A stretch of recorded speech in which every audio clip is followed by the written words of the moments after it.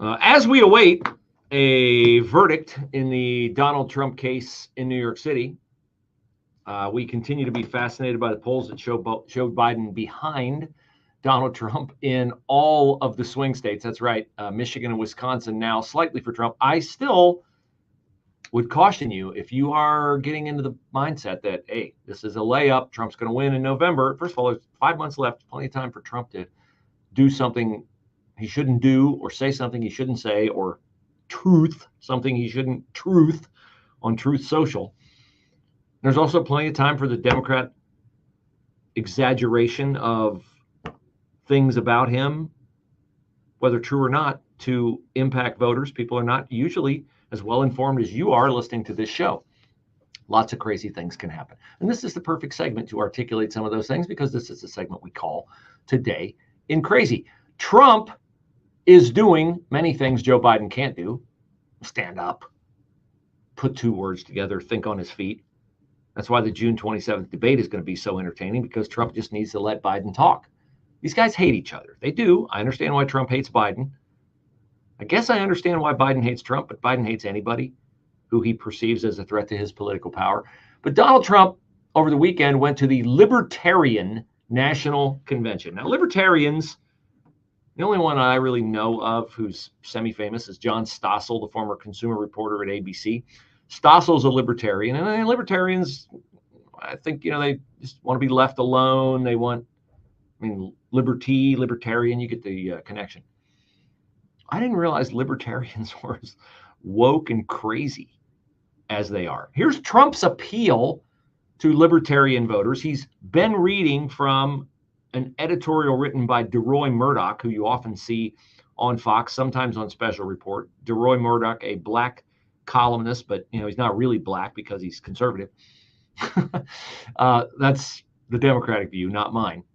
But here's Trump appealing to libertarians to nominate him as their nominee, which he says is an idea raised by DeRoy Murdoch. And Trump is saying, yeah, bring it on. I'd love to represent you. The libertarian audience, as you will be able to tell, somewhat mixed in its reaction to that suggestion. I will be a true friend to libertarians in the White House. That's nice. Only if you want to win. Only if you want to win. Maybe you don't want to win. Maybe you don't want to win. No, only do that if you want to win. If you want to lose, don't do that.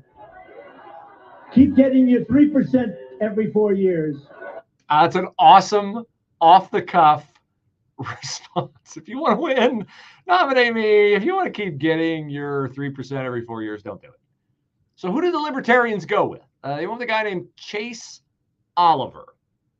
Chase Oliver is a big fan of Obamacare. He's a big fan of keeping the borders open. And he's also, as you'll hear from this recent interview he did on Rumble, a big defender and fan of Drag Queen Story Hour.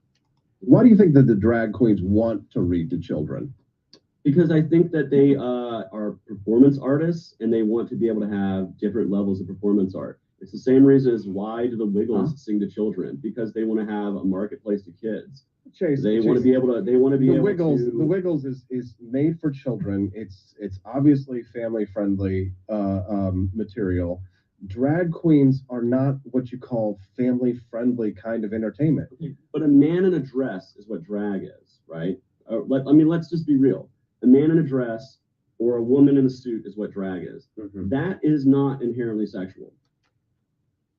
A man in a dress is what drag is. No, it might have been what drag was.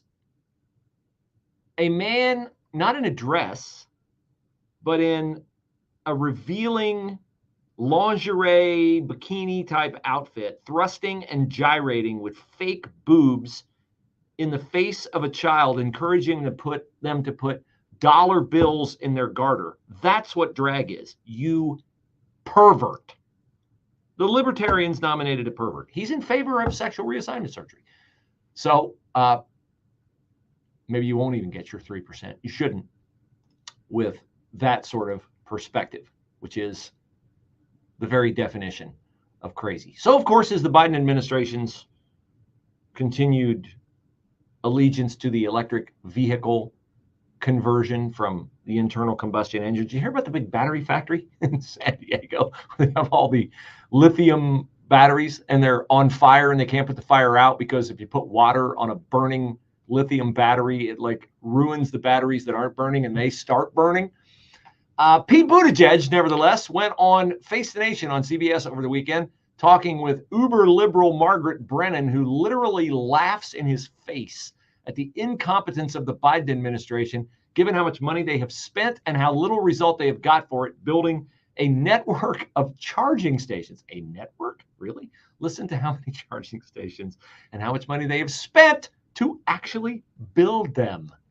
The Federal Highway Administration says only 7 or 8 charging stations have been produced with a $7.5 billion investment that taxpayers made back in 2021. Why isn't that happening more quickly? So the president's goal is to have 500,000 chargers up by the end of this decade. Now, in order to do a charger, it's more than just plunking a small device into the ground. There's utility work, and this is also really a new category of federal investment. But we've been working with each of the 50 states. Every one of them is getting formula dollars to do this work, engaging them. And the first handful, again, by 2030, 500,000 chargers. And the very first handful of chargers are now already being physically built. But again, that's the absolute very, very beginning stages of the construction to come. Very beginning stages. Yeah, very beginning. What do we get? 7 or 8, did she say, since 2021? And he says, don't worry, we're going to build. Maybe it's Joe Biden who's never going to leave office. I mean, at the rate of 7 or 8 in 3.5 years, you're going to build thousands. Joe Biden, he won't be looking too good by the end of that term. That's utterly crazy. Now, here's a little nugget to put in your back pocket. The Democratic National Convention is August the 19th through the 22nd in Chicago. Guess what book will be coming out? Out of the Shadows, My Life Inside the Wild World of Hunter Biden. Yes! Remember London Roberts, the former stripper who had a daughter that Joe and Jill Biden would not acknowledge?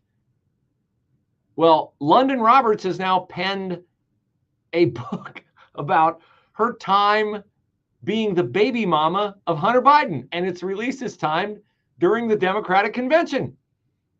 It is certainly a book that I will be interested in reading excerpts from.